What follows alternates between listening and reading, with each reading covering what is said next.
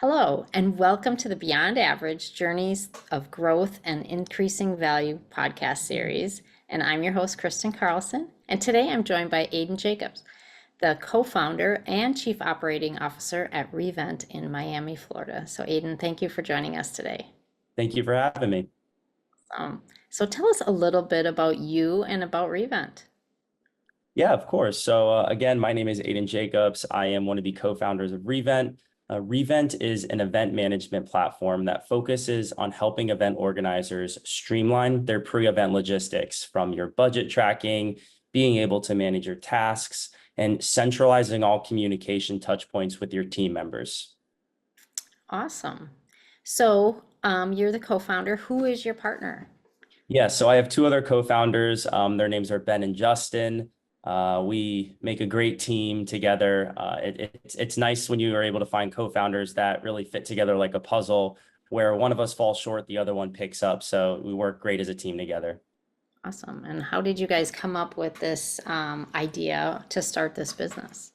Yeah, a few years back, my partner Ben and I, which we both met in college, we founded our first company called Modern Edge Collective, which was a digital art collective company that helped artists broker their artwork into digital NFT galleries. We were in the Web3 space, and from that company, we threw an Art Basel event a few years back.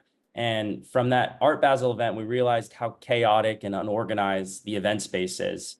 There's systems for, implementing the event, and there's ways to fulfill the event. But what happens in the middle is very gray, and there's really no streamlined solution. So I'd say we dove down the wormhole of the event space and started calling any and all event organizers that we could to just ask them questions and interview them.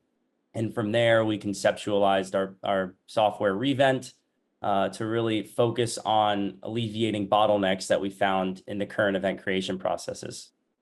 Awesome. So did your client base start in that art space, or how did you get started from finding your Originally, first yeah, client? yeah, originally, yes. But to be honest, it's really a lot of just hunkering down and manual cold calling, and, just really making sure that we're fine-tuning our business model, asking questions, being good listeners, and hearing what the market needs to ensure that we're building a product that has market fit. So that's how we really found our first customers, was working with trusted organizers, building relationships, and from there onboarding and just getting lots of feedback and ensuring we're building in the direction of a platform that helps their needs. All right. And do you see this event space continuing to grow after COVID and when everything was shut down? Very much so. Since COVID, and I feel like this is something that's going to be lasting forever, is people are just yearning to get in person. We're in the days right now where we're having virtual interviews and virtual conversations. So getting that meaningful in-person connection is just something that everybody wants and everybody needs. So we see the event space continuing to grow and continuing to expand. Awesome. So what is your vision then for the next year with the company?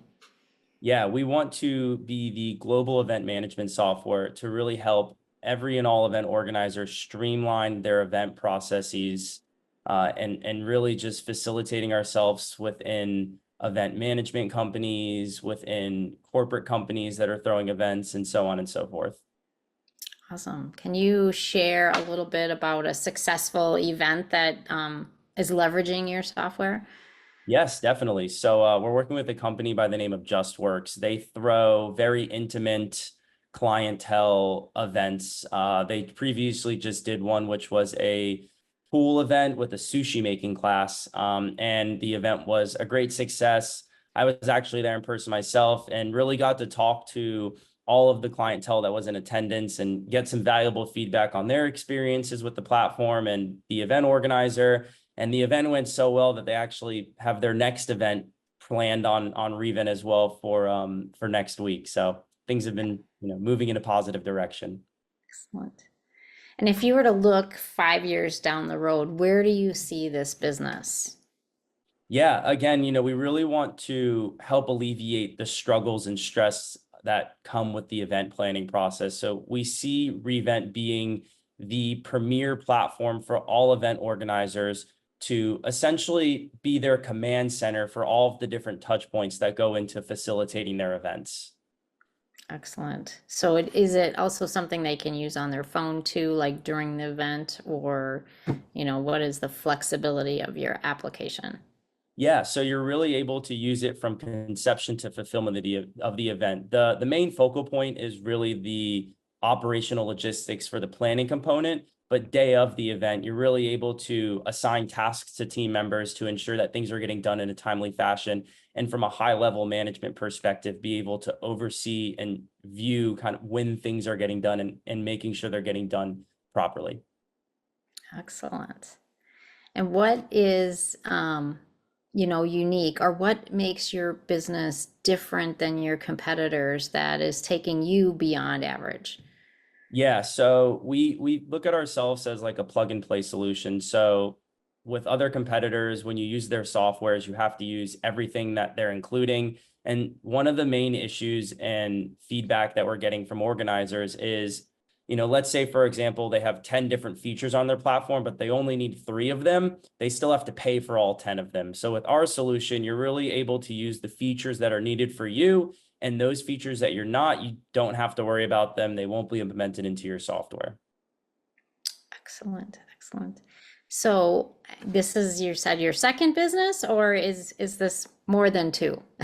Yeah, no, this is my second startup that I've worked on as to date. So any advice you would get to a starting entrepreneur that wants to start their own business?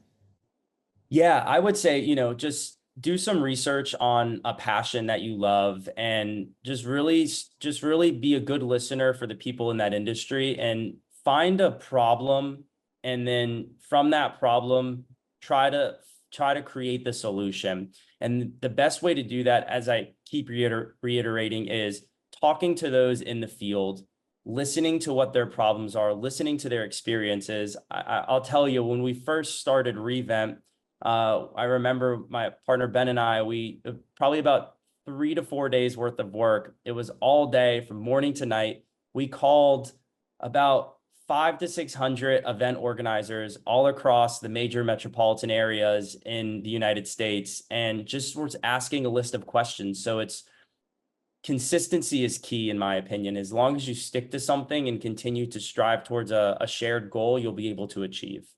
Awesome. And then I'm sure you took some themes out of those conversations with all those people, and that's really how you developed your business plan? Yes, correct. Yeah, we just again making sure that you're building something that has product market fit. As a startup entrepreneur, you can get tunnel vision and you can get stuck building a solution that you might think is what the market needs, but once you go live, you're going to have problems with traction. So just listening and hearing what's needed. I'll tell you as well, we initially were building a ticketing solution, where you'd have a full marketplace and be able to have discoverability features. And that's what we thought the market needed originally. Come to find out, we launched that product and quickly realized that people didn't need the marketplace, but they needed the management tools.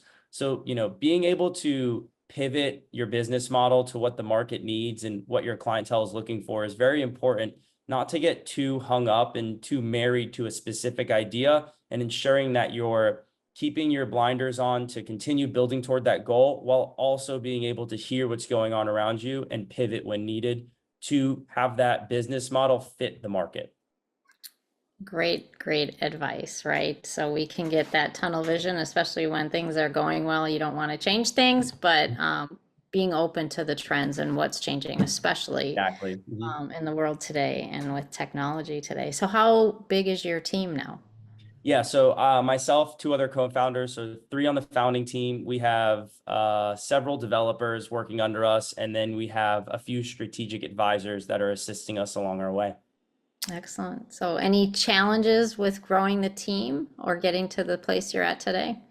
Yeah, within the startup world as an entrepreneur, one of the biggest things you hear is it gets a little lonely sometimes. So just ensuring that you and your team are all, at the end of the day, okay, and everybody is doing what needs to get done and taking care of themselves on a personal matter. I think that's one of the most important things, because within the startup world, you get very stuck in your ways. You're working from home sometimes. You don't see a lot of people.